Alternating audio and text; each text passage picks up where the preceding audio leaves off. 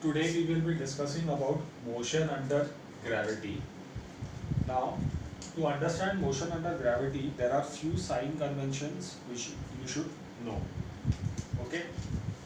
Like, let's look at this. ये case 1 है. This is ground. From this position, a body is projected vertically upwards.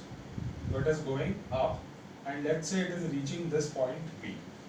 यहाँ से project किया body को और यहाँ तक वो बॉडी पहुँचा. ठीक है, तो उसका डिस्प्लेसमेंट क्या होगा? डिस्प्लेसमेंट क्या होता है? Shortest path between initial and final position. ठीक है, डिस्प्लेसमेंट क्या है? वेक्टर क्वांटिटी भी है, तो उसका डायरेक्शन मैटर करता है. ठीक है, यहाँ पर फाइनल पोजीशन जो है वो इनिशियल पोजीशन के ऊपर है, तो यहाँ पर displacement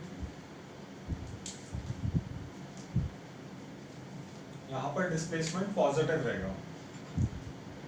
displacement S will be plus H. ठीक है, ये कितना हो जाएगा? This will be plus H. ठीक है, क्योंकि फाइनल पोजीशन इनिशियल पोजीशन के ऊपर है, तो यहाँ पर डिस्प्लेसमेंट तुम्हारा पॉजिटिव है. अच्छा, अब जैसे डिस्प्लेसमेंट एक वेक्टर क्वांटिटी है, उसका डायरेक्शन मैटर करता है, उसी तरह वेलोसिटी का भी डायरेक्शन मैटर करेगा, क्योंकि वो एक वेक्टर क्वांटिटी है. तो इन जनरल वेक्टर क्वांटिटी के लिए क्या कहते हैं कि अगर कोई भी वेक्टर क्वांटिटी वर्टिकली अपवर्ड्स जा रही है, ठीक है, कोई भी vector quantity vertically upwards directed है तो वो पॉजिटिव रहेगा, और अगर वो वर्टिकली डाउनवर्ड डायरेक्टेड है तो वो नेगेटिव रहेगा. अब यहाँ पर मैंने बॉडी को यहाँ से ऊपर प्रोजेक्ट किया, तो बॉडी ऊपर जा रही है, राइट, और उसका डायरेक्शन वर्टिकली अपवर्ड्स है, तो वेलोसिटी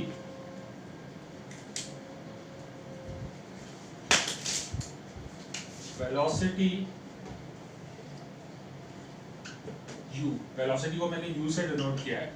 इन जनरल ये फाइनल और इनिशियल दोनों वेलोसिटी के लिए सेम होता है, तो वेलोसिटी u जो रहेगा वो भी पॉजिटिव रहेगा. वेलोसिटी u भी पॉजिटिव रहेगा. Why? Because it is directed vertically upwards, ऊपर की तरफ.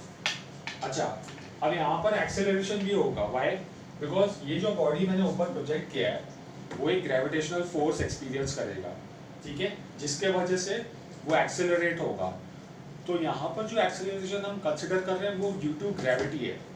तो बॉडी ऊपर जा रही है but acceleration due to gravity downward होती है, तो वो हमेशा नेगेटिव होगा. तो एक्सेलरेशन ड्यू टू ग्रेविटी होगा -g. ठीक है, तो यहाँ पर ये केस 1 था जहाँ पर मैंने बॉडी को ग्राउंड से ऊपर प्रोजेक्ट किया था. ओके, अब केस 2 देखते हैं. यहाँ पर बॉडी जो है उसका इनिशियल पोजीशन ये है और फाइनल पोजीशन ये है. मतलब यहाँ से बॉडी को ड्रॉप किया तो वो यहाँ तक ग्राउंड तक पहुँचा. ठीक है, अब यहाँ से उसको वेलोसिटी जो दी है वो u है. ठीक है, पर उसके पहले डिस्प्लेसमेंट देख लेते हैं. डिस्प्लेसमेंट क्या होगा इस केस में? डिस्प्लेसमेंट क्या होगा?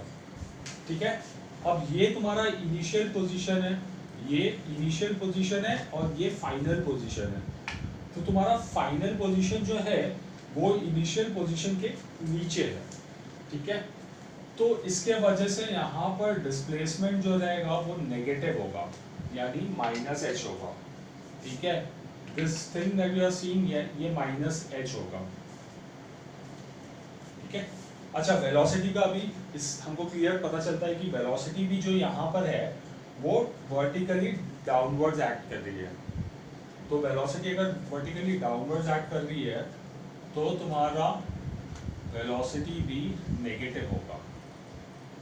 वेलोसिटी जो है वो नेगेटिव हो जाता है. And acceleration due to gravity वो हमेशा नेगेटिव ही होता है.